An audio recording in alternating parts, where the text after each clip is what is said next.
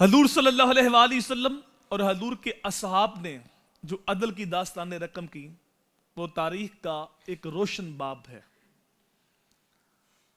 آج اگر ظلم کرنے والا طاقتور ہے تو عدالت بھی وہاں بے بس نظر آتی ہے، وہاں وکیل کی وکالت بک جاتی ہے، وہاں جج کا قلم بھی بک جاتا ہے۔ لیکن صحابہ کی زندگیاں پڑھیں کہ جس نے زیادتی کی وہ جتنا بھی طاقتور تھا، حضور صلی اللہ علیہ وآلہ وسلم نے صحابہ نے عدل قائم کر دیا۔ اللہ اکبر، حضرت عمر کا زمانہ ہے اور حج کے ایام ہیں۔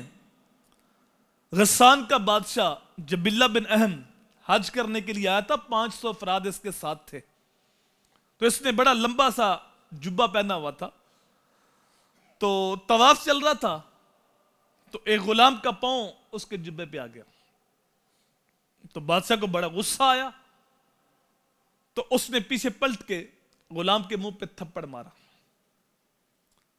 اب مقدمہ حضرت عمر کی عدالت میں چلا گیا، حضرت عمر نے اس کو بلا لیا کہ تو نے اس کے منہ پہ تھپڑ مارا، اس غلام کے منہ پہ۔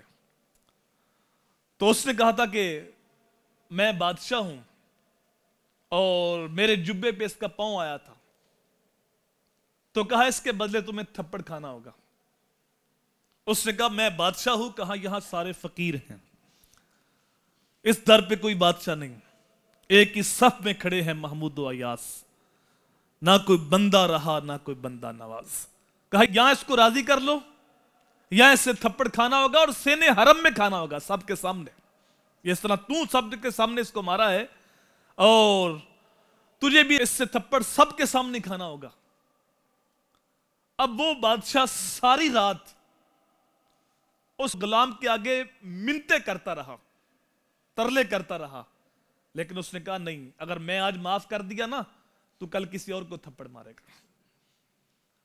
آج جو عدل قائم نہیں ہوتا، اگر جج کا قلم بکتا ہے، وکیل کی وکالت بکتی ہے، تو یہاں غریب بھی بک جاتا ہے۔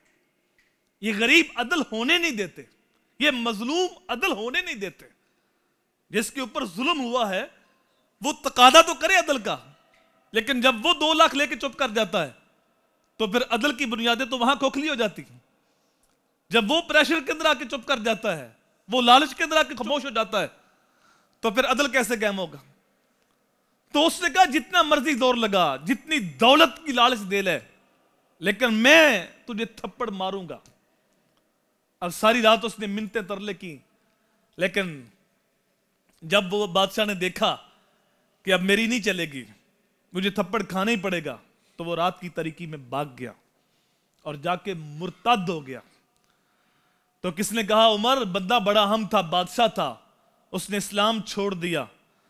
تو حضرت عمر نے کہا وہ اہم نہیں ہے، محمد عربی کا دین اہم ہے، دین اسلام کا نظام عدل اہم ہے۔ جن ملکوں کے اندر، جس معاشرے کے اندر، جس محلے کے اندر، جس گھر کے اندر عدل قائم ہوتا ہے وہاں امن اور سکون ہوتا ہے، اور جہاں عدل نہیں ہوتا وہاں بد امنی اور بے سکونی پیدا ہو جاتی ہے۔